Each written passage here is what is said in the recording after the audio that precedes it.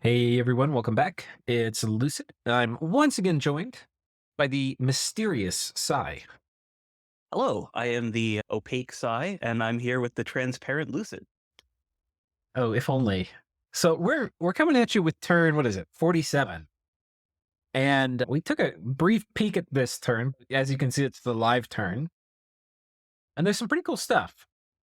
So I'm pretty excited to share it with you. I think kind of the summary of where we are is Arco has given up, I think in both Sai and my opinion, a bit prematurely, and has asked his neighbors to vulture him.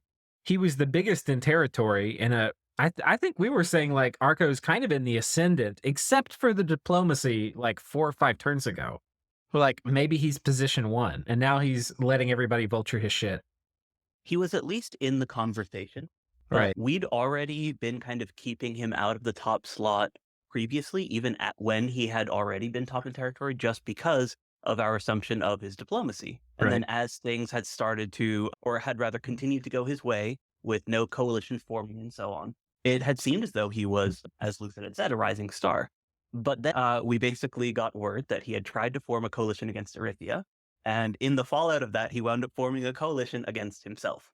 That's a And great way to say and it. then he had initially been what had looked to be just like a really poor IRL morale check when he was facing down Erythia, just looking at Erythia's massive research advantage. But in practice, he managed to very easily, with Vetiheim's help, I should say, wipe out Erythia's armies and essentially defang the research leader and one of my prospective game leaders, Right. or at least take him out of being in the immediate threat zone, putting him in what had looked to be a 1v1 against Xibabla, with Gath kind of nibbling and going for one throne. And then, with the cascade of diplomacy that followed, he wound up basically locking himself into a forever war with Gath and making it such that Chi was looking to fight Arco next, regardless of what else was going on, Right. with even Pangea, someone who basically doesn't even border The Arco, the coming out on the anti-Arco side. Right. The caveat about the Forever War, I think it's one-sided. I think the Forever War was like Arco saying like, "I'm not going to negotiate with terrorists." Eh, Even though he was the initial terrorist Right, in that exactly. discussion. You Yes. know, like Gath is like, "I just want my two provinces." It's so funny to me. And they Okay. had been his to begin with, which makes it even more ridiculous. Right. But yes, and then after that had happened, and after one basically upset battle in which his northern army got destroyed by Xibalba, at great cost, I should add, given that between the Yeah. sacreds that Arco had wiped before and the 60 some that he'd killed in that battle, he'd killed almost 200 Ozelotls, and that's very hard to replace. Yeah. Um, so he basically staring down a challenging war with Xibalba, and then basically gives up. Right. He invites Vetiheim and TNG to vulture his territory, considering putting up Wrath of God, and then deciding instead to burn his pearls, banishing Gath's First Blood Deepwell, finding himself in the situation where we see now, where he's very quickly collapsing from an attack from all sides. Right. Because he's invited it. Now, one thing we didn't really hit on last time, we mentioned in passing that it was a little strange that Zabalba wasn't pushing to Zabalba's south or to Arco's north on the heels of the great victory he had. You know, being like, I would roll out the siege chaff wagon, all those corpse constructs and stuff.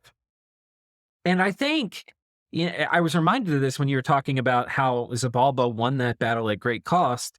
Zabalba was probably thinking, like, I don't really have any sacreds. Like, if I move stuff down there, it's literally going to be garbage that could be wiped by earthquake spam or other things, you know? He So, had about 50 Ozelotls right, left. right. So that plus new summons should get him to the range of about 75, 80 Ocelot, or 75 to 80 sacreds in total, including his cap recruitment. So he would have actually still had a pretty substantial force, But given that Arco didn't. he was getting them up here. Like, here's where his sacred recruitment spot is, right? And then they would have to travel all the way down here to get to Ulm. So, It's one turn to get to the rally point, and right, then one more turn to get to Ulm. So he right, could have sent the initial siege chaff and then followed it up with sacred reinforcements. right. And I was only counting like that one turns of production to make up for Okay. the losses. If we count what was already in that sacred spawning spot, basically the blood discount site, you were probably looking at another 30 sacred. So he could very easily have over 100 once again. Okay. That might not be enough to beat like a full Arco deployment if he gatewayed everything out of the Right, right, Gath right, port, right. but it's pretty close. Yeah, okay. But I guess I was just mentioning it to kind of put ourselves in the mind of the xibabla player that it was just a Pyrrhic victory. I mean, he won and it was decisive, but at extreme cost. And Arco's now in like basically a 1v1 with this player. Like it was totally a playable position. Okay. Let's start with a message from T and Chief. Assassin update. This turn Pythium used 2 assassins with acorns and a true shot longbow. They both killed thugs on our capital. On our capital. I wonder if that's like the TNC capital or if that's the Pythium capital. I think he means Pythium. Yeah. That's that's pretty alpha going ahead and calling that our capital. Like, okay. The casting AI failed this pretty badly. The Earth 2 Frostbrand thug didn't bless himself and instead pinned himself with friendly fire from Earthmeld. That's pretty funny. I wish we got to see that. While the Nature 3 Death 1 Earth 1 did Strength of Gaia, okay. Killed the Vineman in melee, then as a Nature 4 mage fatigued himself out summoning Ancestor Spirits, and then ran into melee nearly exhausted and unblessed. You know, somebody had us uptick Ancestor Spirits so that it would get prioritized over Animate Skeleton. Yeah, that's fair. I think it generally tends to be better. But the problem that we're seeing here is that Illwinter's thug or script essentially is if you are properly geared or if you have a certain number of items, then instead of being just cast spells, your script is cast spells for a certain number of rounds. I don't actually know how many rounds they have you do it for, and then run into melee. It might be, I think it's between 3 and 5 Right. rounds. So with the default casting AI, that sort of works. It's not great because they don't, go for optimal thug buffs in general, but they do buff themselves and then they go do fight. With the casting AI changes that your mod introduces, they treat themselves as battle mages when they're doing that, buffing stuff, but then they still go run into melee afterwards. So you wind up in this weird situation where if you have too much gear on mages in assassination battles, then they'll, be actual caster mages for a little bit and then try to go hit something without the buffs that the AI would normally give them. Yeah, okay. I mean, And I think that's kind of what we saw here. I see them so many times. I mean, so in this case, he cast the spell, then he runs in, and then he casts more spells. Which He first cast Strength of Gaia, then he did some Ancestor Spirits, and then he ran into melee. After no, casting no. those spells. Cast Strength of Gaia, killed the Vineman in melee, They were then probably already in melee with him, so they were Oh, interrupting okay. his casting turns. Okay, that's fair. Yeah, so and then Yeah. the E2 guy, that's kind of what he's talking about, is he's acting like a battle mage at first. He's doing his, earth melds, which don't help super much. And then he goes and starts smacking people because he doesn't feel like blessing himself for doing other Okay. buffs. Okay.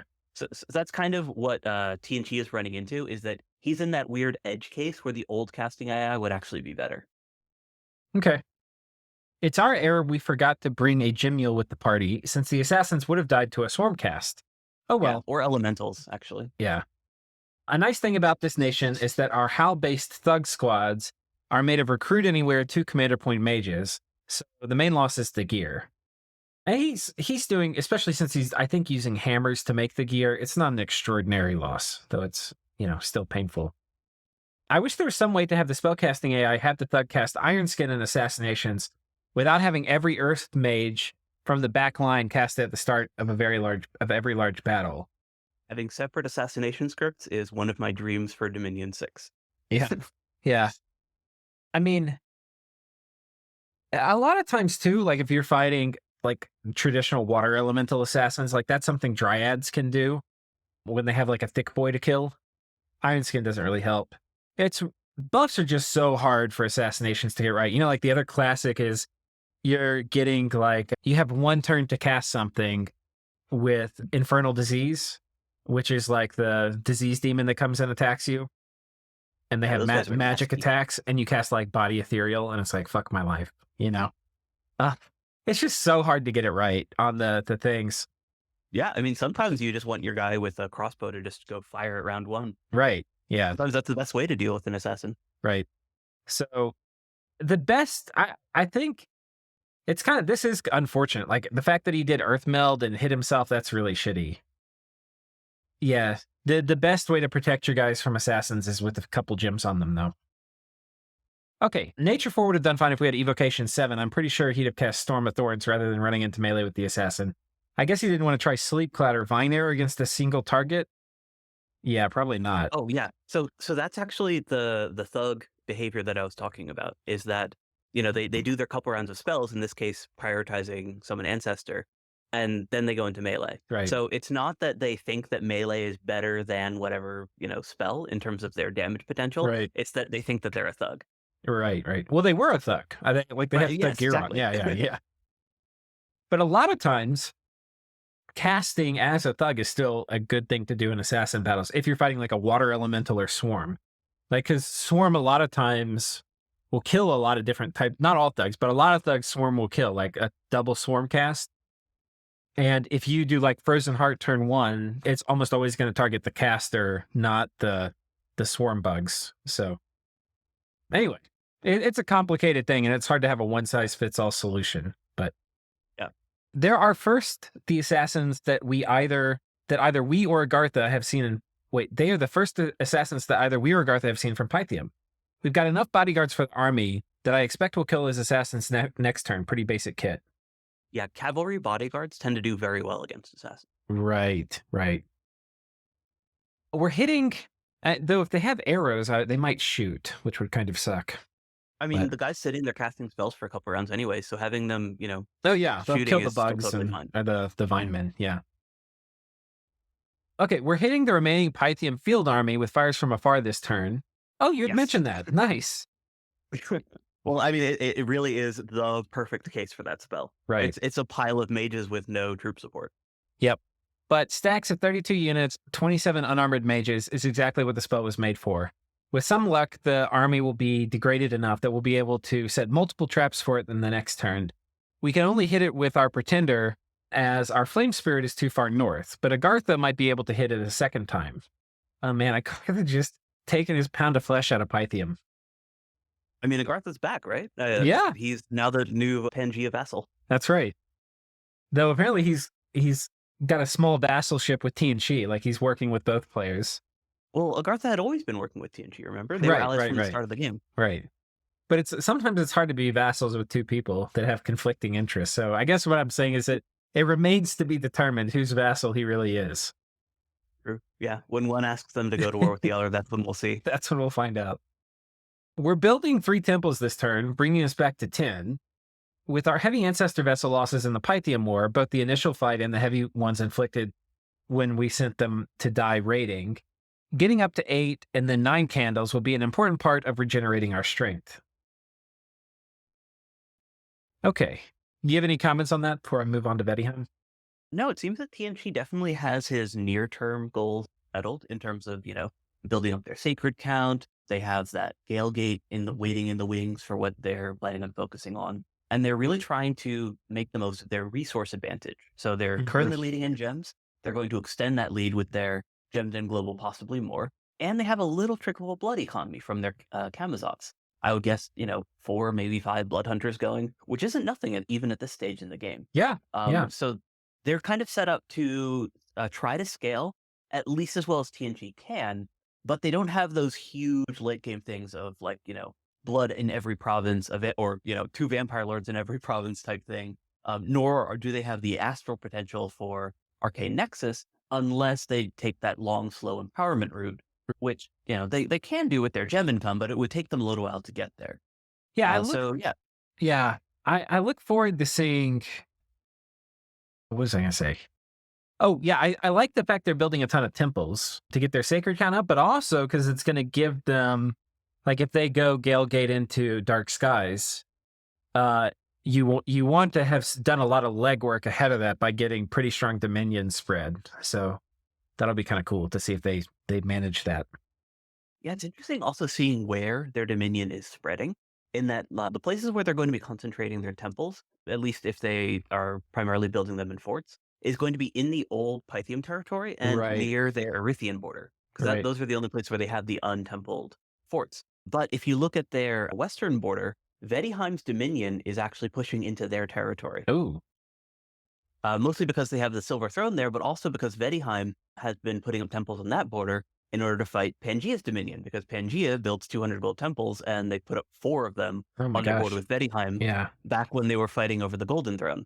So the result is that Pangea and Vettihheim Dominion is pushing into TNG's western front, and they already have temples and built their forts there, so they're not going to be able to build more unless they want to start making unforted temples. Right. And TNG's actually been deploying these ceremonial masters over here to try to fight the Dominion. Do they have Holy Twos? Oh, they don't. So, At least the only ones are cheap. They've got that going for them, which is nice. yeah, I'm glad they're getting on it though, because if you don't have access to Holy Twos, it is really hard to fight a strong Dominion push. Like once 6 or 7 candles get set up, good luck getting it out. It is so fucking hard. I think they might actually just be building temples there. I Maybe. think they're just going to do unforted temple because you can't preach down with a holy one once it goes above 2 dominion. Like you literally can't succeed that check. No, it's not that bad. It's not that bad. It's what's the math? It's I want to say it's holy level. One sec, I'm gonna pause and look it up. Yeah, so I actually had that wrong. It's that they can preach it above 2. The point where they can no longer decrease it is, as Lucid said, at Dominion level 6. That's when it goes down to 0%. Right. But once it's at 5, I mean, it takes an army of holy ones to preach down 5. So like even 3, they are very much less effective. Oh wait, no, that's friendly Dominion. Yeah, it's only 1s and 2s right now that he has to worry about. So actually, these provinces which are cold, this is like that weird dom spreading cold push from Vettihheim. It's not these aren't actually Vettihheim candles. These are TNG candles here, even though it's cold scales. These two are actual Vettihheim scales, though. So. Yeah, and then there's 1 Agarthan Dominion province. Oh, yeah. But yeah, Taking it rock what you were bottom. saying about dark skies is it's very likely what they're potentially going for, just based on how proactive they are being about their Dominion spread. Yeah, I really like that they're being proactive about it, because also if you take pretty good scales, which they don't have perfect scales, but they definitely want their scales in provinces. They're good enough where you want them in places. So it's all part of like eking out that extra 5 or 10% from each province, making sure your Dominion's in there. Okay, message from Vettihheim. So I figured I should comment on a few recent events. It's been chaotic, so I missed the chance to explain. The Arethia drop a few turns ago was essentially a contract drop. I got paid for the assistance, and it felt appropriate since he gym baited me in the prior Pan War. That is true. Yeah. There's a tit for tat there. I'd actually forgotten about that, but yeah. These are like the little things that you don't think about. Like if somebody asks you, like, hey, can I pay you to magic phase attack somebody for me? Like, in my opinion, don't do it unless that person's going to be out of the game. I actually tried playing an LA Avitzia game named Dr. Awful's Discount Artillery, where my goal going into the game was to sell horror strikes to people. Didn't pan out. Yeah. But if you do it to enough people and people know it from the beginning, it might kind of be okay. But my thing is like, Yeah, if you're gonna people did not like me horror strike. Yeah, exactly. Like people don't like it, and it's gonna think what Arethia probably got paid to do that drop, and then think what it cost them when they lost that army of like 40 mages or something. Like that when it might be the case that Vettihheim wouldn't have done it if Arethia hadn't poked him all that time ago. I think Vettihheim would have done it anyways. It's just that it, like you mentioned, it felt more appropriate. Because Vettihheim was actually concerned about Arethia's scaling as well. They were like they and TNG were the two that were like actually scared about this potential Nexus thing. Right. Yeah, that's fair. Hard to know though. Okay, Arco's been crumbling. Guess no wrath of God. It isn't the worst with my scales, but it's annoying anyways. It's worse when you have turmoil, right? Is that how it works? Yeah. So I'm not sad about it not being up. With Utgard hopefully falling and the ability to grab some of Arco's territory, I feel much better about my position here. I've made a few mistakes in judgment in my overall strategy. The Pan War was a mistake, and I should have beaten Utgard earlier. But the real-life schedule made it hard to effectively plan a war, so I'm pretty happy with the situation overall. I've always wanted to sit in that firm zone of too big to want to fight, but not so big people need to fight me. And I think that's generally what's been accomplished. With the reputation of Eddieheim and their ability to field both strong troops, as well as move into late game sorcery, including blood, I didn't want to face off a big coalition early that was determined to finish me. If all goes well, I'll own Utgards' capital next turn. So, do you want to start with? I guess we. Uh, Do you want to start We with? can do the quick one first. What's that? Vettiheim just mentioned Utgard's capital. We can go Okay, take a look at that. let's go do Because these. yeah, so Vettiheim had initially gone in with just a Wailing Winds thing to try to, like, clear out Utgard stuff so they can follow up with focusing the statue. But after seeing the army that Utgard had set up, Vettiheim felt confident in actually taking the fight, even with that statue there. So that's what they're doing now. This is their real deployment of their full suite of magic. And they're set up to not just, route some mages and try to isolate the statue, but actually kill it as well. And no turbo communion here. In fact, we haven't seen a turbo communion from Utgard all game. All the scrawny have been thugs. Thugs, or as of last turn, they were just blood mages Right. in their werewolf form. It was Right. very disconcerting. So we see a little bit of Horde of Skeletons. The Sepkona are communioned up. Darkness has come out. This has been cast by. That's Vettiheim. That's their hero. Okay. Is that this Yeah. lady? The dog walker? Okay, that's a custom name here. And yeah, so she's put up Darkness. And I believe this Vettiheim has Spirit Sight. Is that right? Yeah. So these Utgard troops are going to be almost worthless in melee. They also have mass flight, I believe. Right. It's because they just jumped over. So that's a pretty big thing. That is kind of like the nightmare of storming Utgard forts, as you get stuck trying to push through a wall with never-ending skelly spam. So And what you're seeing here in the Gamham versus the Vettiheim Sacred matchup is exactly why this fight is so one-sided. Because Darkness is obviously exacerbating this, but compare the attack of the, if you can, before they go, to the defense of those Roomvetti. right. So those these are guys, vetting- bless, they're 17 attack, 19 defense, doing 22 damage. And these guys, Gams do are we- all dead, actually. They died that fast. Okay. Wait, whoops. Let's watch it again. But yeah, the Darkness obviously exacerbated this, but their base attack just isn't high enough to reliably kill those Roomvetti. Yeah, so Okay. in Darkness, they're were blessed hitting- from the gods. So yeah, in Darkness, it's 7 attack. They're just not going to hit. Once they go berserk, it's going to go up by 3 or 2, but they're still not going to hit. You know? 9 versus 17. Yeah. Which is admittedly counting the shield, but it's still 9 versus 13, so they're still unlikely to even hit the shield. And even when they do hit the shield, it's not likely to be lethal, given that these guys also have massive protection. Right. 25 protection. Yeah. These guys are very, very solid units in Cold 3. Yeah, so they just delete those Garms. And in part of that is also just their attack density. Yeah. But yeah, they just absolutely deleted Utgard's army in there. And that's with their god there. They literally So- lost a single Rimvetti, killing 33 Garms. It's really hard to kill Garms without losing anything when you go in Did melee they with them. have weapons of sharpness? I don't think so. I'm just not sure how they killed the idol itself that quickly, but I guess just with that much damage. The they can idol do it. doesn't have the same protection a monolith does, I don't think.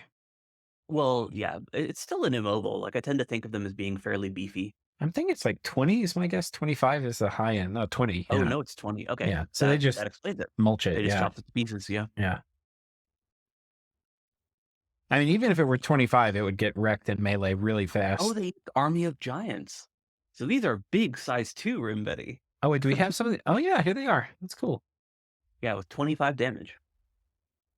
Yeah, losing some of the attack density, but with this few Rimvetti, I mean, it's still a lot. It's 100 something. But with this few and doing mass flight, you're going to have a lot of surface area. So you don't really need them all, one per tile or, size 1. They just chopped it to pieces. Yeah. That was really impressive. And I mean, yeah, this is strictly just the unit advantage that makes this matchup so nightmarish for Utgard. Or I shouldn't say that. It's also the mage advantage because Vettiheim went into this with, I mean, obviously vastly fewer mages, but much, much better tech. Right. He went in there with Darkness, Mass Flight. Like, he knew what he was casting, and then he cast it. Whereas Utgard just kind of put his mages together to try to do stuff. And with mass Yeah. flight, this would be really hard too, even with a properly scripted Utgard army, like if he had 20 Sethkona masters on top of like 4 like turbo communion batteries, it would still be like, how many would they make? They would make 20 two times 5? You 20 make times 100 5, skeletons a turn. which isn't enough because these guys are killing 150 things a turn. So, or maybe even more. I don't know if he had Wailing Winds up that fight. Did he? I don't think he cast it. Let's take a look. Oh, he does. So Wailing Winds would make it so even if you did the Turbo Communion thing, eventually the Turbo Communion would die out because the mages would retreat. But Oh, of correction, it would be 6 skeletons per turn. oh, right. So 120. But yeah, it still wouldn't have been enough. Yeah, it's not enough. So, yes. But that's some of the rough math, right? So if Utgard did have enough mages, which once you get to 20 masters, It's actually no longer sustainable. right. Yeah. The math just stops working for being able to make more units than they can kill every round. Now, obviously, that changes if you're killing Rim Vetties, but that's, like we were showing, not an easy task. But yeah. Yeah, those Garms did basically nothing. Right. They were responsible for maybe the one kill they got, so it's hard to know if that was against the Rim Vettie or not. Actually, it's Could have been a Wall Archer. let's figure it out. Let's find the fate of this one Rim Vettie. Not that it's extremely important, but I think it's going to be hard to tell, but I would suspect that it's from one of the thugs because they have slightly better No, stats that's and probably they have right. much better weapons. But as you pointed out, it's going to be hard to tell. Let's see. It died to a thug. Yep. Nice. I mean, there were a lot. Like there were 4 of these Jotun werewolves had double flesh eater, and the fact that they only got 2 kills that whole time—that's crazy. I mean, it's actually kind of nuts. And only one of them was a real unit. Yeah, it's crazy. I think, did he ride out? I can't remember. I don't think took he another did. fort as well. Yeah, he took another fort. This was the one that had the eagles on top of it. Yeah, and the Eagles went elsewhere, and he just went in here with a very budget thug. Right. This is the budgetest of thugs. Oh, and okay, so he's using the berserkers. They're guarding the construct rather than Right. Yeah. But I mean, he kind of knew the fort was empty, so it's just ethereal guys beating up wall archers. Right. So these are hurlers on the wall, which were they hurlers? What were they on the wall? Yeah, no, hurlers. Hurlers. Yeah. So these are capable if they land a good hit of killing those units. But you have to pass through. I mean, they did. They killed 4 of them. They killed the Vettiheim berserkers. So yeah. Honestly, if this guy had done air elementals, you can't do like storm. I could have done power of the spheres and then could have dropped 2 big air elementals. That probably would have changed the fight. Yeah, he's in Magic 3. Oh yeah. Okay, so that's the Vettiheim stuff for the most part. We might come back and look at them on the strategic map here, but I want to watch some of these magic phase attacks. And I want to watch basically all the Arco stuff. And I want to do this from this screen because I don't want to ruin it. Okay. So this is Arithia's Golem Raider, which both of us, I think, disagreed with in terms of not like, the specifics of how it's set up, because it's fine. It's not a too expensive kit. It's about as budget of a thug as you can get, but more just that golems are very expensive. Right. And they tend to work just as well as casters, as opposed to what he's using them for. Yeah. It's just that he's risking a lot for very little reward. Yeah. And even Arithia can find cheaper alternatives for raiding. Right. And then we have a Gartha. So I think we're out of the magic phase attacks now. I can't think a Gartha has a magic phase attack, do they? Nope, that's a regular move with their god. Yeah, Ooh. this is their great and powerful army. This is everything Gartha has left in this world. Or not everything. They've got a couple mages still. They've got the entrance guard holding up the walls and a Gartha back home. Yeah. But this is most everything. I mean, yeah. Does he lose anything? No. Yeah, but I mean, he's only beating regular troops with heavily mage-supported units that are already very, very good against regular troops. All right, so I rain on his parade. This is a major victory for Gartha. Well, it's the major victory he's had in quite some time. So we have to give him that. Yeah. Okay, so now we've got Jomet. This is, I think, this is the big battle. We're going to come back and I'm going to come back up and This is really the only one I don't want to. I want to watch this one. Okay, so first there's a Ride Out in Joman. There's some Arco battles I don't want to spoil, and this is one of them. So this is Arco putting together an SC stack attempt. So an individual thug is very, very hard to make into a super combatant against a mage supported army. But doing a little cluster of mages in the way that TNG did when he was attacking Pythium's capital is often more effective because you can do some sort of battlefield clear spell to make your guys more resilient against enemy magic. So oftentimes, like if I'm, trying to set up some sort of super combatant thing, what I'm looking at is some sort of army clear and then some sort of way to keep that army clear guy alive. So a very beefy guy putting up Acid Storm, for example, and then having some other mage support in order to provide things like Howl. So, and once you start like adding all this stuff together, you wind up with something that looks less like a Dominions 3 super combatant and more like kind of a hit squad or like a small army of your own Right, that's just using battlefield clear. right. So Arco's kind of going halfway here. He is trying to do super combatants in the old sense of just really beefy big guys that are not going to die. And he's also trying to bring enough mages that he can actually stack the buffs to hopefully let them survive against weapons of sharpness ocelotls. There's some things I don't see. So this guy presumably is going to be doing Wave Warriors, which is great because these guys don't have a way to get Temper Flesh, and that's going to be critical for surviving Aussies.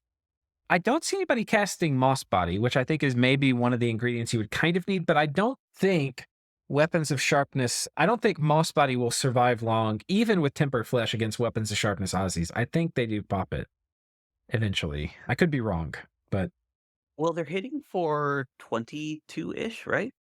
I think 24. 24 to something like that. Yeah. Yeah, so let's say 24. Half that is, sorry, it's protection first. So whatever half of the protection value of those guys is, so let's say 12. So with slashing, they're doing about 16 damage, 16 to Right. 20 damage. That's quite a lot. Okay, yeah. So if you even with halving that on their high rolls, they would pop Moth Body. Absolutely. Right. Yeah. So, but that I feel like that's going to be required for this to kind of work. Like even if it doesn't, I mean, even if Moss Body, like if Moss Body doesn't work, I don't think it works. Is I guess what I'm Yeah. trying to say. No, you're right. Moss Body would basically make it so that anything but the highest rolls get absorbed completely. So it would still be very valuable. Yeah. But it wouldn't last forever. Right. And this is a very killy group of super combatants. Like they're going to be killing Aussies pretty quickly. Like this guy's going to be killing, one a turn. This guy will be killing one or two a turn. Probably actually two a turn at a minimum. This guy's going to be killing, two or three a turn. So they're going to be killing Aussies pretty quickly. So Moss Body might be enough to just get them through where they can kill enough of the Aussies. But the question is, this army over here from Xibalba is massive. And he's got buried within it these Weapons of Sharpness casters that are going to Very do importantly, given how we saw Astral Shield work before, he also has an anti-magic caster. right.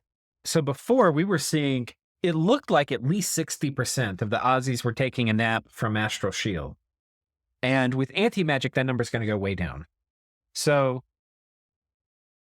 he's got this tech. The question is, like, what are these guys going to do? Because they're only going to have, these mages are going to literally explode. They can maybe get 2 spells off at the most. And so let's see what they're going to cast, because we know what Xibalba's doing. They're doing Weapons of Sharpness, a little bit of quickness. So Astral Shield turn 1. Oh no, he's doing Liquid Body. This should have been Wave Warriors. So this is a big mistake. I don't actually know what those gems are for, if not Wave Warriors. Yeah. So these guys are landing, and only one guy looks like they've gotten off their second spell, which is this one. Oh no, this is the first cast. First spell, yep. So they got one spell off before they died. So if we look at these dudes, they got hit with Iron Warriors. That actually helps quite a bit. Iron Warriors. Yeah. So they've all gotten Iron Warriors. What else have they gotten? Regeneration on that guy. So this guy's got 20% regen. This guy's got... Yeah. I wonder how long the Spine Shield lasts, too. What did this guy cast? Regeneration. That was the regen guy, yeah. He had a gem for it. This guy has 25% regen. And these Aussies that are landing, Do they all have weapons of sharpness? A lot of them do. Swiftness. Okay, let's see what happens. Okay, so this is the first round of combat. These guys just literally explode. But look at this dude. He's already half hit points. By the way, this is the Titan you may remember. Purposeful Bump is Nap Break. And this is One Trick Aussie Player. Does this guy have Yeah, a name? Sea Cheese? Fullock actually had a request for to be included, which is Aussies might be a one-trick pony, but it's a very good pony. That's funny. Did he put that in any of the names here? No, he just messaged me on Discord. Okay. It's true. It's a pretty good pony. This I asked guy. him just to confirm that he didn't have Thom 1 research, and then Yeah. yeah. So these guys have just gotten abused this first round, and hardly any of them, because we've got anti-magic off. And with 19 MR, they do much better against Astral Shield. Yeah, Vine Shield as well. So we're still on turn 1. Like, look at this. Battle round 1. I haven't been speeding through this. This has all happened so quickly. This guy's at 33 hit points left. He has 32 protection. He really needed Temper Flesh for this to have... Like, this guy not casting Wave Warriors totally boned any chances of that working. He also was trying for a partial repel build with that Stone Bird, because it is possible to repel 30 morale units. Okay. I mean, but what percent of the time? Well, I mean, he had the heroic attack trait, so that's kind of what he was going for. I mean, we can see how often that happened. Let's take a look. Yeah, it didn't exactly work well, but that was part of the consideration with his build. Okay, Oh, there you go. It was repelled. But yeah, the first one was damaged by it. The second one, he didn't actually attack. Yeah. And then the third one, he was damaged by it again. Wait, but you don't get damaged by it unless you push through. Right. So the second one, he didn't. Yeah, the second one was successful. Oh, so this was successful, but these two weren't. They just failed on the protection roll. Yeah. Okay. Yeah, so for most of them, it's not working, but you can see occasionally he's actually successfully repelling attacks, even against these 30 morale units. Yeah, like this one worked. Yeah. You can do this with Hinnom, actually. They're I think, the only nation that can get thugs to have an attack that's so sky high that you can reliably repel 30 morale units. Yeah, I tried. I ended up getting life for life, but that's well, sure. Yeah. You can't repel that. You can't repel that. But you can repel Aussies. Yeah. And you can also get the, I mean, this is kind of way off topic, but you can get repel thugs on Hinnom online within the first year. Yeah, no, I've done lots of Hinnom repelling. Yeah, you can do them with hell power and stuff too. It's pretty cool. Yeah, that's kind of more late game, but you can do like a year 0 rush where like you're attacking someone on turn 10 and you already have your basic construction stuff. Yeah. Okay. So yeah, I mean, these guys just blow the fuck up. There's really not even much. It's not even close. Like, it's not. Yeah, what's funny is xibabla also did have some advance and casters with this army, but they never got to that portion of their script. Right. Because the thugs died too quickly before the mages started advancing. Now, inside Joman, xibabla's going ham. So this is the same army, and it's not going to be attacking inside the fort. And you can see xibabla wisely brought enough gems for the expected ride-out attempt. Right. He planned on two phases of attack. For things like weapons of sharpness, he's got the temp gem item, the bloodstone, so he doesn't have to worry about that. But for the other types of spells, he will need the gems for the blood slaves to do bloodlust, and then or the other important ones he has. The golem doing anti-magic. Yeah. Got 4 extra gems, so even if there was a magic phase attack, you would have been able to pull it off. Right. Now, this is a bit of a weird setup from Arco. It doesn't look like he's done the thing we expected with the cluster of mages, with the units all around him we've seen before. So this is the first one that I would call from Arco as an actual outright mistake. You need to have that bodyguard setup, and he's done it before, and like he killed a ton of Aussies by setting up his army that way before, right? Right. So the fact that he missed doing that here is very, very clearly a mistake. Yeah, I think he doesn't care. I think he's done. Yeah. But I mean, with his ride-out attempts with the super combatants and his previous army scripting, I don't think I've seen anything that was quite as obvious of a misplay as Yeah. failing to protect his mages there. Yeah, for sure. I think he was thinking if they if the super combatants fail, there's no way this army's gonna make it. So That's fair. I'm not I even don't gonna think that bother he would have scripting it. won. Yeah. Yeah, because he has way fewer mages in this army than he did in the army that he lost. Right. So there is a lot less firepower here, but he still has a decent front line. He's got about 150 units to provide that outer shell. So even if he would have still lost the fight, I think he could have still done at least a bit more damage. Right. And also, a lot of his super combatants had whatchamacallit, they had like berserk. So if they had been part of this army, it's possible that the army would have survived long enough to get the Aussie count down to something that the super combatants could handle. Yeah, using the super combatants in conjunction with the army would have served him much better. The problem with that, though, is he would have had to fight outside of the walls, which I guess isn't a huge deal since he's not casting Storm and that army's all flying anyways. Um, but Why would he have those to do it outside the walls? they were stuck in the lake. They were in 238. They weren't inside Joe. Oh, okay, okay, okay. Yeah, you're right. Okay. But yeah, I think you do that then if you know you're going to lose otherwise. But it would have been you would have sacrificed the whole army to kill this. If you had ridden this army out knowing this army would lose, but then your super combatants would carry the day, you would be giving up literally all of this in exchange for killing all of this except the mages. The mages probably all live. So, except the I golems. think it would have been worth the attempt because, I mean, as you saw, he loses completely this way. Right, right. So that happens. That I think is the main series of events I wanted to just make sure we didn't do spoilers on. So I think we'll go to the strategic map now. There Yeah, might be some other and cool battles, but that's not quite the end of Arco. He does have one more army left, but it's the start of the end, is I think the best way to put it. right, right. It's the downfall arc. It is the downfall arc. I mean, if we look at the province graph here for Arco, look at this. I don't know if I've ever seen somebody fall this quickly from Oh, I have. from position one to this fast. I mean, I don't know. I think that part of that is that he invited the folks in to Vulture. Yeah, for sure. Um, where was Also, the other golem raid from Arithia? Oh, here. Okay. yeah, so the interesting thing now is that Xibalba now has Joman, but in order for him to use that large army, the only avenue of advancement that he has into Arco is through there, which Arithia is kind of cutting him off for. Technically, he can still fly over, but it makes the border extremely awkward. Right, right.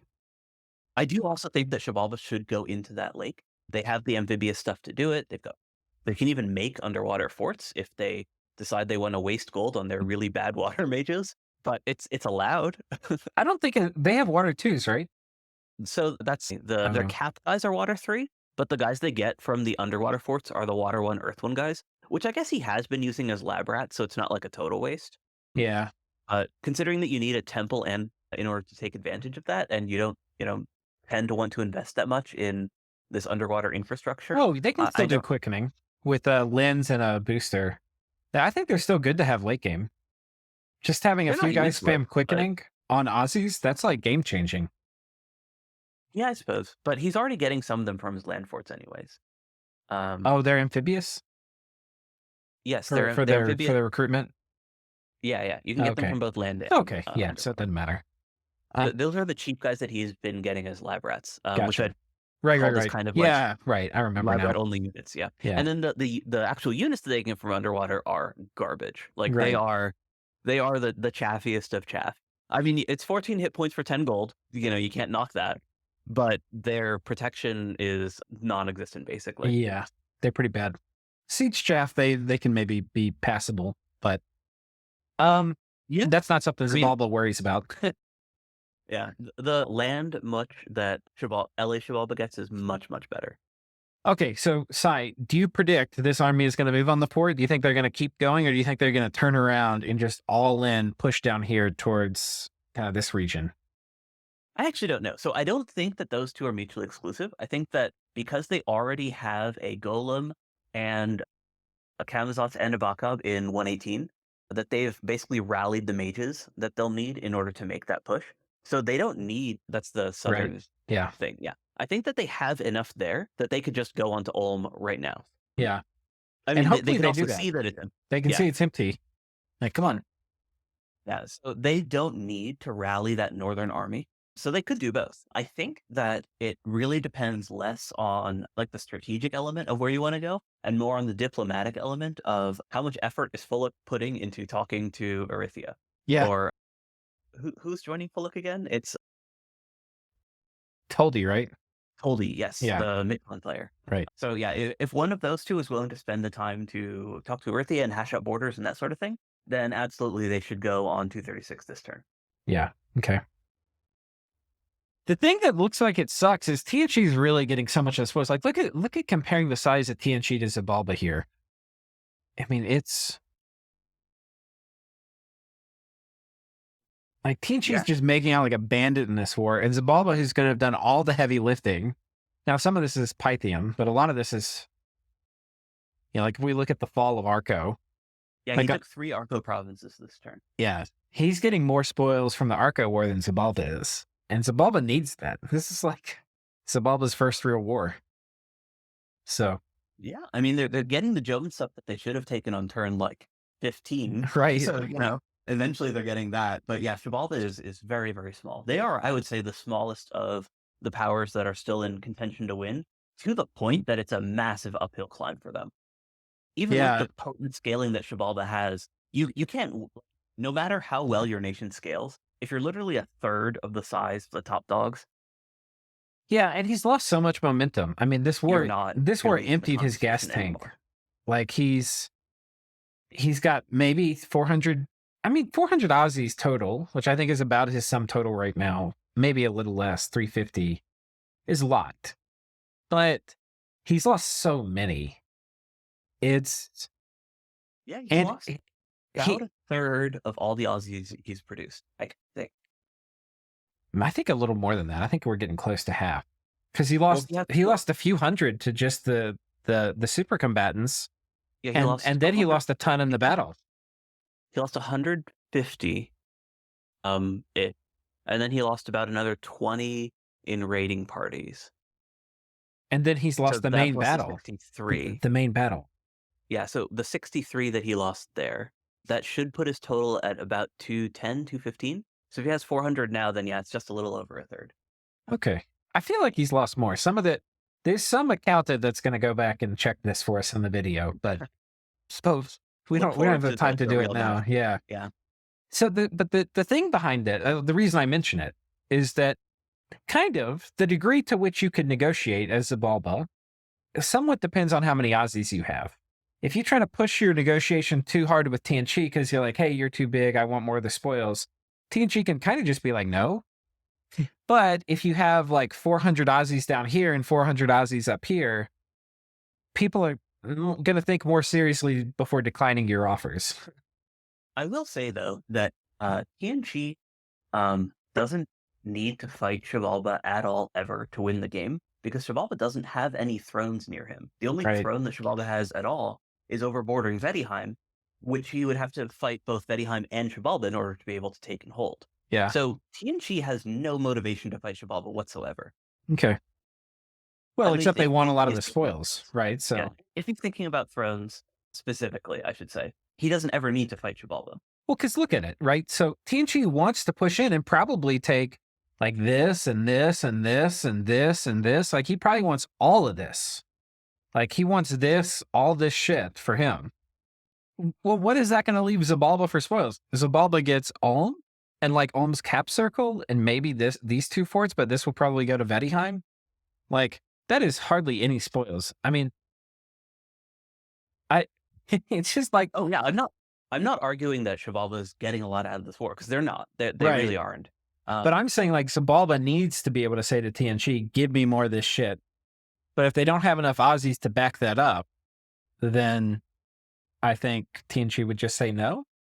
I I don't think know. as TNG, there's some stuff that I think that you can very comfortably give up just because you don't really care about fighting Xibalba. As long as you get the throne and the provinces bordering that throne, then you're comfy. You don't need any of the other Yeah. stuff. Okay. It's fair. Um, But again, that's presuming that TNG is, concerned about who they need to fight to get those 8 thrones. Right. Um, because if they really just care about, number of provinces that they have and that their metric is basically just, becoming and maintaining the position of biggest and strongest player, and then, having thrones as kind of an afterthought. With that in mind, then they might actually see Xibabla as their next war target. Right. It's just it's not the way that I would play it from there because that's an expensive war for relatively little upside. Because you're taking a bunch of like pre-ruined, blood-hunted lands, so the gold income that you get from it is reduced, and really all that you get from it from a grand strategy perspective is one less rival. Whereas if Yeah. you go for Erythia or Pangaea, then with Erythia, what you're getting is much richer land, first of all, because it's a guy who's had growth running the whole game without hunting it down, and the thrones that put you in contention to win. Whereas with if you fight Pangaea next, then similarly you can get, a bunch more thrones, a bunch more valuable land, and also you take out what's probably the strongest player in the game, assuming you can put a coalition together to actually win that war. But this Um, this territory right yeah. here, which is the really what I think would be the contentious territory, isn't Blood Ruin. This is really, I think the war would be over the Arco spoils if there is one. Well, the thing is, if you go to war, then as TNG, you need to attack Xibalba. Like if you look at the northern section, Yeah. like their border's too big. If they wind up fighting, oh, if even if the spoils are the instigating factor, the Right. war's not just going to be fought in Arco territory. It's going to be fought there. Yeah.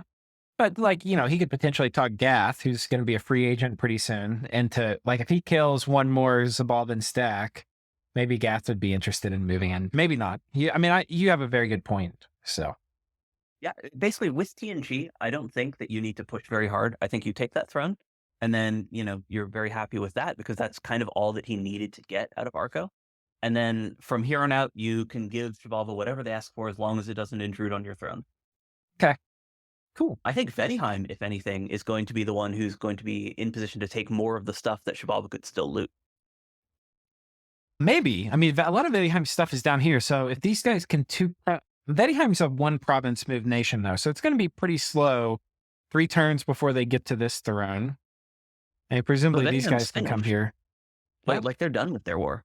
no, I know, but I'm just saying it takes a while for them to move their shit over here, like this I mean, stuff. they've got thugs, they've got eagles. They can at They least do get have, this throne. I think it's going to be tough for them to take this in time, but maybe they put it under siege and lay claim to it. yeah. And I Right. also think that with the caliber of game that this is, everyone's just kind of talking to each other. So I think that they're just going to hash out who gets what and then go from Yeah. there. Okay.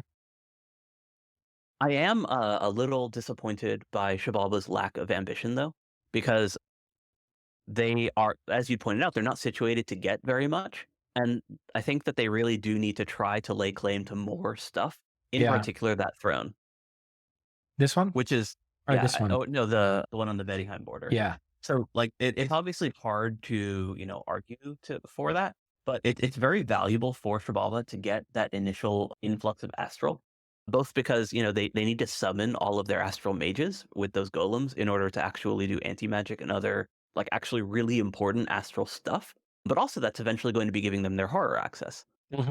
So they have some Astral from their Iron Throne, which is probably what's initially giving them that, and their God are kind of the things that are giving them their golem summoners. So those guys can also provide Astral support and magic. And I guess you can empower them in blood as well, but then you risk horror marks and stuff. Right.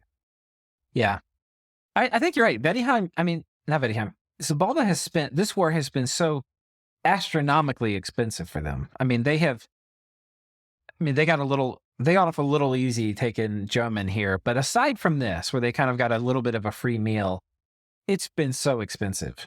And they're going to hardly have anything I guess technically they get 2 caps out of it. They're going to get all men German. So okay, maybe I'm being a little too begrudging of their accomplishments because they're going from this war from a 1-cap nation to a 3-cap nation. But they're going to be the smallest 3-cap nation. Yeah, by a lot. By far. By a lot.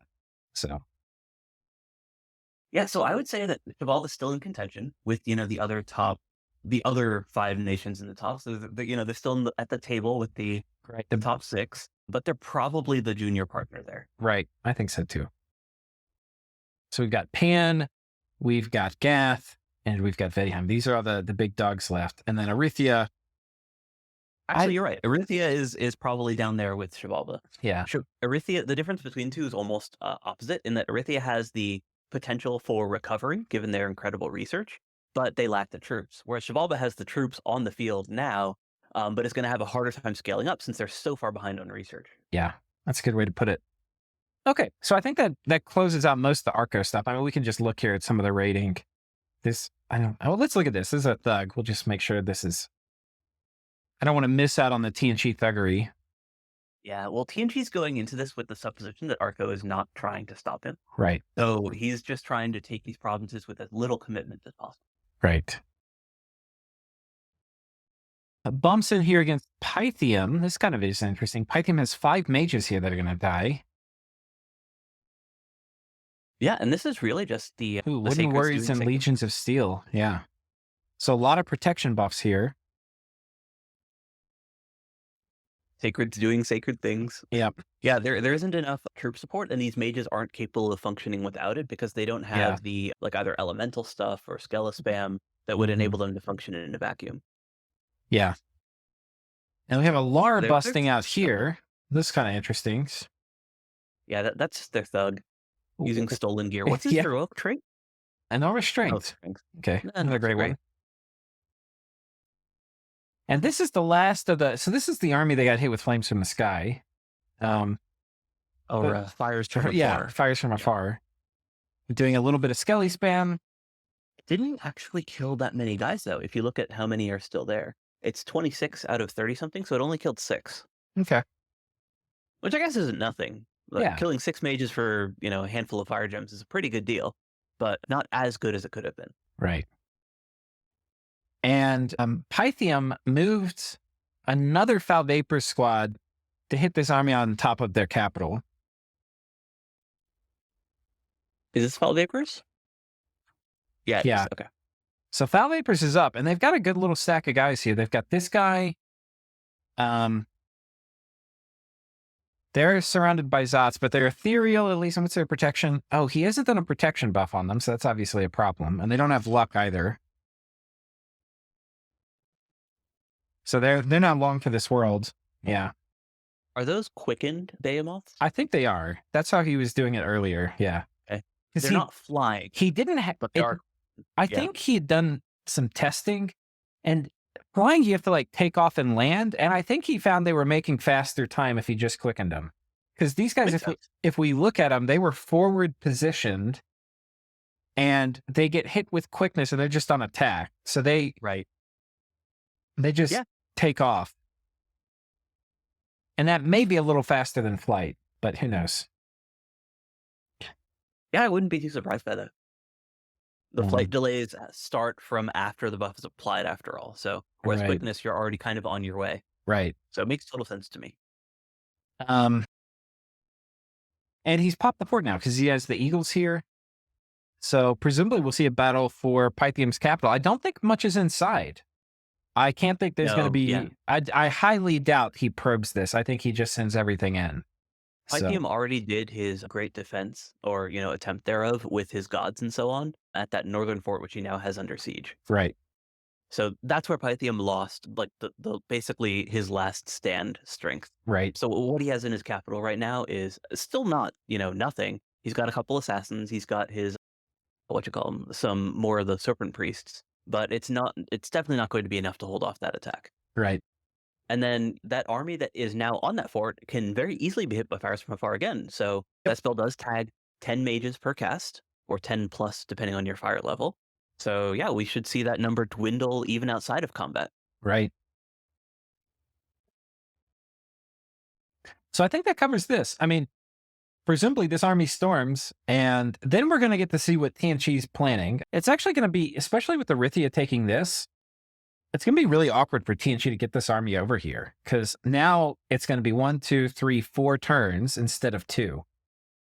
So, because I think this would have been the obvious target for this TNG army. Yeah, I think this is going to be another one of those problems that's solved with communication, where they're going to decide who gets what, and then if Erythia acquiesces, then TNG will just walk on through. If Erythia doesn't acquiesce, it might be time for TNG to go turn and fight Erythia, Yeah, or at least plan to do that. right. Global enchantment reaches from beneath stellar focus, Maelstrom, Eyes of God, and Mother Oak. Still 2 spots left. Yeah, so presumably TNG is going to be trying to get one of those, since they'd mentioned quite a long time ago now that they were going for that Gale Gate. Mm. So we'll have to wait and watch for that. Gartha, they've got control of all their cap circle except for one province from Gath, so we'll see what remains of that and what their intentions are going to be, because they've now secured their basic kind of existence, and now it's like, what are they going to do? So I'll be excited to see that. Gath has taken this fort from Utgard with a Cohen Gadal thug with the buffer, it looks like. Yeah, that's what he'd been doing before, because those guys can do, because they're nature and astral, they can actually do quite a few buffs, with regen and enlarge in particular being the important ones. Right. And yeah, this is a very cheap thug, Right. but he doesn't need to be that expensive. Yeah, if there were just a couple more mages, they might could have stalled him out indefinitely, but it doesn't look like that ended up happening. So yeah, he takes this fort. This last fort is popped, and then presumably next turn we'll get the message that Utgard's out of the game. So Yeah. They were not long for this world, even from year 0, though. right. They started it off with a very, very pressing expansion. Their Uh-huh. one way back into the game that I had seen was if they had, exactly, Yeah. if they'd taken Agartha. But when he withdrew, he essentially was withdrawing from the game, I would say. Right. Like that was his last real chance to get back into The running. decision for Utgard to attack Vettiheim, I mean, even ignoring the god stuff, it was just pretty desperate. It just is not a great matchup. On one hand, it makes sense that if you're Utgard, you're looking for the opportunity to get Vettiheim out of the game. But being so far behind, it's like, better to have gone for easier food, I think, and then shifted into fighting Vettiheim. Yeah, the other thing is if he had gone in on Agartha and actually killed him and, taken all his stuff, taken him out of the game and so on, he would have gotten an influx of Earth Gems, which would have let him empower for some alternative stuff to basically survive against Vettiheim a little bit better with basically just like spreading out what he can do a little bit more. So between that and just having more stuff, more mages, more gems, and having then taken the time to go prepare for that war, even if it's an unfavorable matchup, at the point we were fighting with a coalition, then you can actually put together a proper army and try to deal some real damage. But, I mean, not to belabor the point, the army that he did send against Vettiheim was just completely unprepared for anything. Yeah. It was not prepared for anything sophisticated. I mean, it was prepared to scale. Well, I mean, it wasn't even really set up to Turbo Communion, but I don't think. Right? Yeah, no, it didn't even have blood slaves with it. Yeah. Anyway, we can move on from that. So Gath, Yep. they've got a big army here. This fort's popped, so we'll see. And there's no way for this army to get over here. So Arco characteristically has denied diplomacy while at the same time not really doing anything about it. Like, he's basically accepted worse terms than Gath asked for and hasn't put up a fight yet. Okay. So if you look at 218, the 2 provinces south of the Big Gath army, we had previously seen enchantresses there. So Mhm. those guys are now with the Gath army, as is the Gadol that was also there. But he Right. didn't move up all the crystal sorceresses. Right. So some of them are just sitting tight, and I'm not sure why. Because he had previously had them, or he had previously been like funneling those guys into his Magic 3 provinces to go research there. Yeah. So I had assumed that when we saw that crystal sort cluster there, that he was planning on having them join his main army. So that's interesting. I'm not sure what. And this is properly a terrifying army. I mean, this is almost 350 Sayir probably, or 300 Sayir. Yeah, I mean, that's horrifying. I actually don't like this many Sayir in one spot, really. Like, I feel like you probably want Sayir as like a double front line, or I don't know. You want a lot of them. Flight. Yeah, you can do it with mass flight. You can get away with more, but like after that, I think like the siege strength their role should be filled by chaff more than like, I don't know. I think part of the reason that he's blobbing up like that is just that there's really nowhere else for them to be. Yeah, that's fair. Okay, so that's that, and we're at an hour. We were going to think about doing another road to Path to Victory or whatever we've been calling it, but it doesn't look like we're going to have time. I don't think we haven't really talked about Pan. Yeah, Pan's just grabbing free stuff. Yeah. I It's could not do a really. 2-minute Pan path to victory. Okay. 2 minute It, pan it path to victory. What you so got? we kind of touched on this before, but basically he needs to get Arithia's thrones and then get kill TNG and take his thrones while getting Gath entangled with Vettihheim and xibabla. Okay. If he can get Gath, Vettihheim, and xibabla to be busy and then eat the other two players, then he wins. And that's kind of all he needs to do. Okay. Yeah.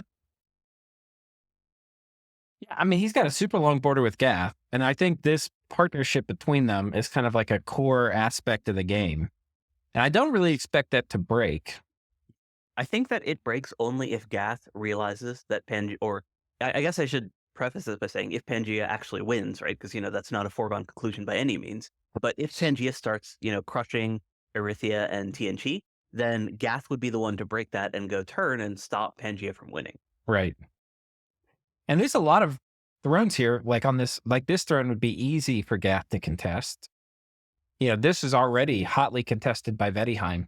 So it's the timing of some of these things will be important. Like ideally, these guys not only are engaged with each other, but are ruining each other's armies. Or engaged deeply enough that they can't easily extract. Right. And then if he doesn't want to go rush for win that way, like I mentioned, he can also just play with the astral power stuff because he has incredible research. He isn't toppest of gem income, but he's still doing pretty well. I think he's in 3rd place. No, 4th place. He's behind Gath. But he also hasn't been spending his gems on anything extravagant. Right. Like, the only thing compared to the only TNG, he's probably saving more gems. Yeah. TNG's been spending a lot of gems. I don't think they've got a huge bank account. Well, yeah, they've definitely been spending more gems, but their income is just so much higher. Yeah. But yeah, so the only global that he'd put up was his minimum cast Mother Oak. So that's been his one big expenditure, like the entire game. I don't think outside of he might have partnered with Gath on Earthblood Depot. I can't remember, but that would make sense too. Yeah, but yeah, he should have plenty of gems in the bank, and he had already been talking about other ways to accelerate by buying blood slaves and by doing the single farming thing with gas. So yeah, he basically he should have a deep bank, and he's been looking to find ways to improve that further. Oh yeah, this is noteworthy. Yeah. I look at Army Graph a lot. I think I care about provinces a lot, but I feel like Army Graph is one of the best indicators. And of course, it lies about all sorts of things. Chaff is probably overcounted, but Gath is making huge armies. Like his military power right now might be the highest in the game. And one of the things I was kind of like, huh? He has a lot of human chaff, though. Yeah, he still has a fair amount. I mean, he lost some of it to Marignon, but he's got 400 Sayir in that one province. So I'm guessing that's more like 200, honestly. Okay. Well, we'll see. You're probably right. Yeah. And that's kind of all of his Sayir outside of his capital. So one of the things I'm excited to see, and it's something we didn't really get to see in last year's finals, was because Ashdod was there. But Ashdod can doom stack really well. That's kind of like their superpower is doom stacking and just being like, fuck you, let's fight. If you don't want to fight, I'm going to take your fort. And Gath is getting into a form where they're going to be able to do that. And it's going to be some of the doom stacks Gath is going to be able to put together are going to be very, very hard for any player to resist. And I'm looking forward to seeing that play out. I actually don't believe that this gas build can do that nearly as well as Ashdod can. And there's a couple of reasons for that. So one is that his bless isn't as deep. So he doesn't have these huge stats, massive strength stuff going. Like these guys are very valid sacreds. They've got lots of resistances. So they're hard to kill with battlefield clear stuff. And they are berserkers. So, they're hard to get rid of just by routing them and so on. So they're not bad units by any means. But compare this with Ashdod's giant mages, which are similarly resistant to battlefield clear. The mages that Gath can bring to the field aren't quite as good. Like they do have some guys who are the size 3 guys. Yeah, those guys are big, but they're the cap onlys, and there's only a couple of them, and their paths aren't that deep. Whereas Gath is running around with Ashdod is running around with bunches of Rephaite Astro 2 sages.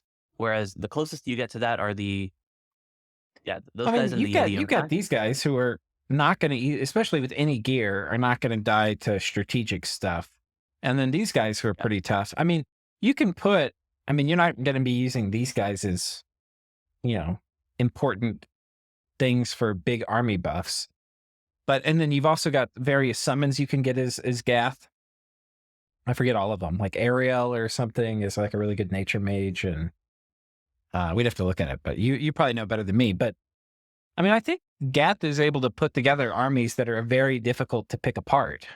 Yeah, Um, they do still have the angels that Ashdod gets. right, But those guys are hugely expensive. The arrows are probably worth it, and just for being a big resilient nature mage. Mhm. But you kind of don't need that quite as much on Gath just because you have the nature 2 giant mages. right. These guys, Yeah, Hashmals are very gem efficient because they're 21 pearls for what's essentially a pre-geared thug. right, And then you can do some fun tricks with the Malakim because they are just super fast. Like I think they have among the highest map move in the game, period, right. and healthy flyers. So they can get up to some shenanigans.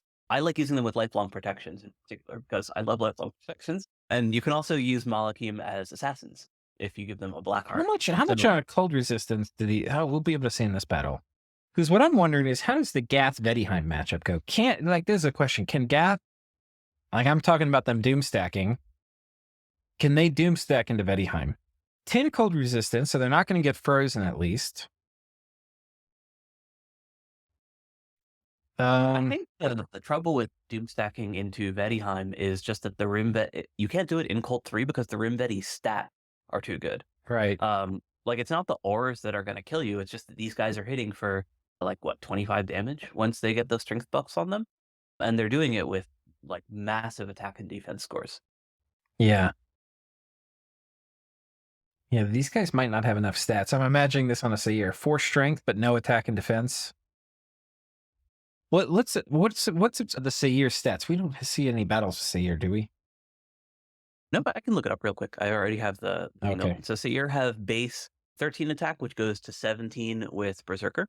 And they're demons, so they're also immune to darkness. Base 11 defense, which goes down to 7 with Berserker. So they'll get chopped up pretty quick. And then Yeah. they also have no armor, so they can't benefit from Legions of Steel, and they have reduced benefit from even the late game buffs like Army of Gold, just because they don't have the stacking armor bonus on top of that, which the Rimvidi are going to have. Right. The Rimvedi are vulnerable to Wailing Winds, and that's something the Seer are not vulnerable to. Well, yes. Yeah. So They're both 30 morale base and Berserkers. I think the way to fight Vettiheim here is you get Wailing Winds and you get Blood Rain, and you put a huge stack of guys together, and you put all the buffs on them. And there's really no realistic way Vettiheim's going to win with troops unless it's the Berserkers.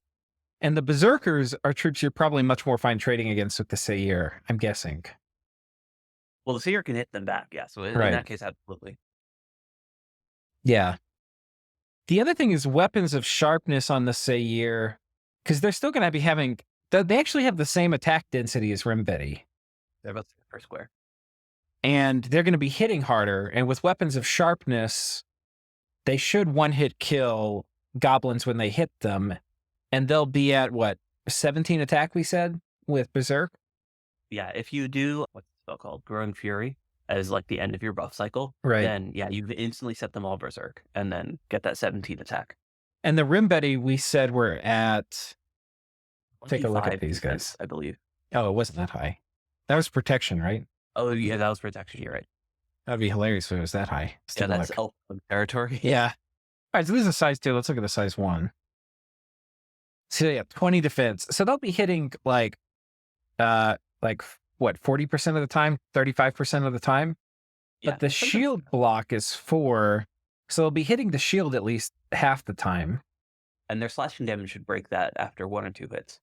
Right. And they're going to be doing like, what, 30 damage probably with Bloodlust, with weapons of sharpness. With Bloodlust and Bloodlust, they're at 24 strength. And Berserk. It's 16 base, so Oh, for the plus strength. 4 from the buff. And they don't get any bonus from the actual attacks, do they?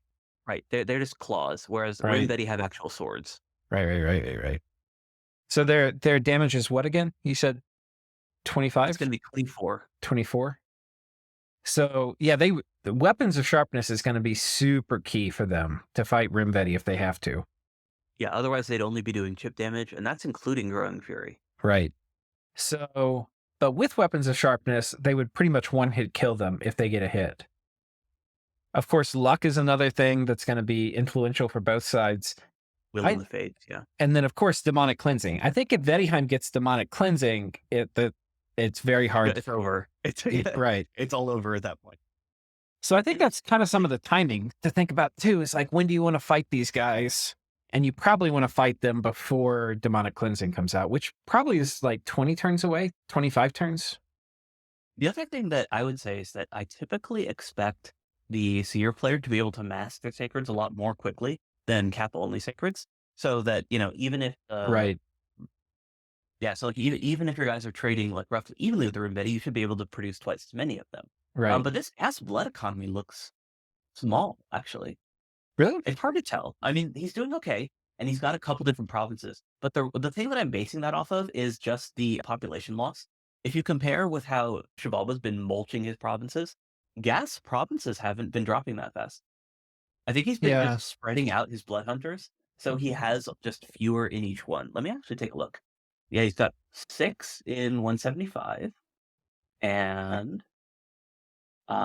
6 in 202. Okay, so that's not that bad. But he's got about 24 blood ones out at this point. Yeah, I mean, if this is blood hunting, this is blood hunting. So wait, 1, 2, 3, 4, 5, 6. Probably 6 blood hunting provinces, maybe 7. I don't think that the one to the south, sorry, I don't think the one to the far east, the forest that you just selected, is actually properly saturated. Well, that one also, but also the one to the far east on Pan's border. No, Pan's border. West. This one? That one. I don't think that one's properly saturated yet, because it says it's led by the Cohen, but we don't see Cohens in the count. So I don't think that there's 6. It's 180 though, so. Yeah, that's true. I think this one is saturated. But anyway, if it's that times 6, they're probably getting. So let's say it's 6 times 6, so it's 36 blood hunters, and they're each pulling in, let's say, like 4 per turn. So that's like 140, or no, 130. I don't know. That's actually more than I thought he's getting, just based on the unrest loss. Because I know that Xibalba was pulling about 150, but he was devouring his population.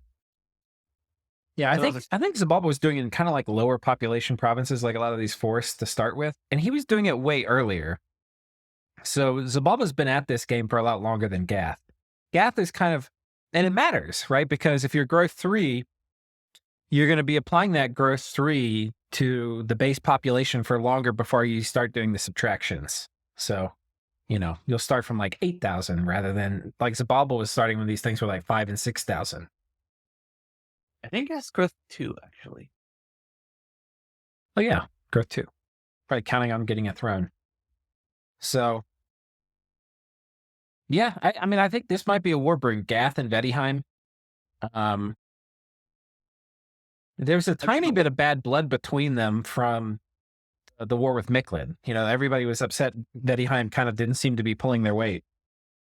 Yeah, I don't think that there's really much bad blood there, so much as if he's not fighting Pan, he can either fight Xibalba or Vettiheim.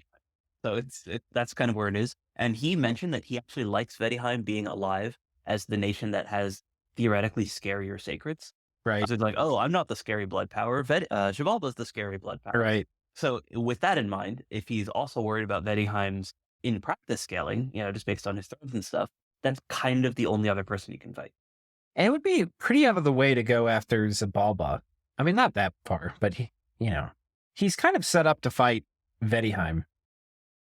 Like, all his armies are still kind of up here. So,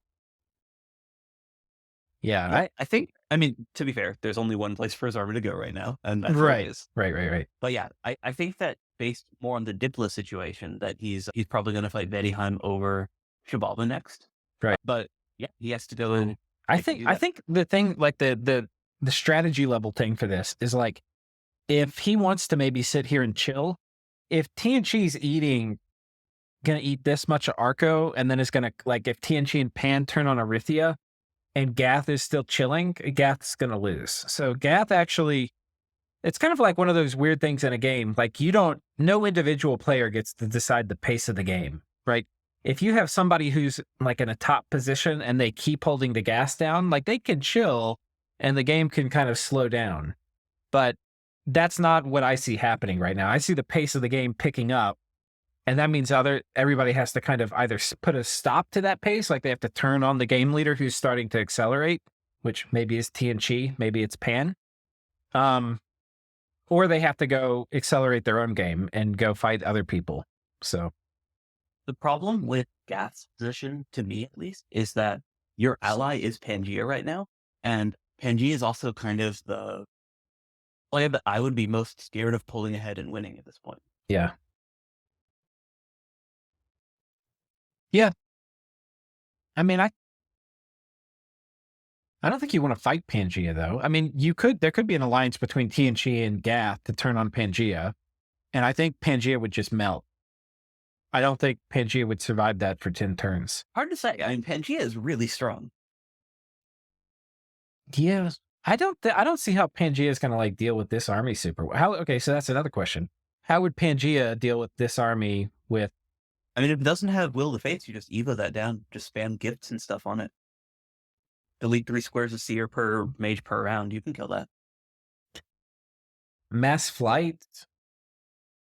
You I can mean, cast Storm. how close is Gath to Will of Fates? That's a question. He's close. Because remember, Yeah, this is Xibabla. Xibabla has a 7. Yeah. Right. So he has Will of Fates. If he wants it. Yeah, he's not going for construction 8. Right. So yeah, I mean, with the alt 8 buffs on this army, it's going to be very, very hard for Pangea to work with, I think. I mean, Pangea also does Pangea get water access? Yeah. Who do they get it on? I forget.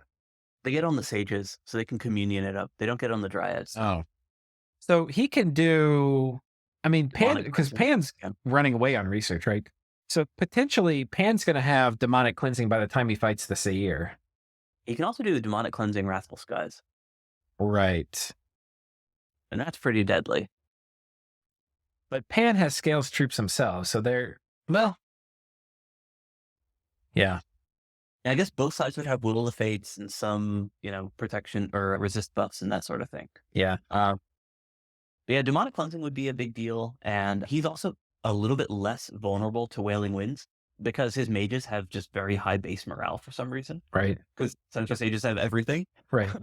And between that and his ability to actually buff his morale, that he can cast his own Growing Fury relatively easily, he has options. Yeah. Okay. In terms of troop count, though, Gas just so far ahead of Pan.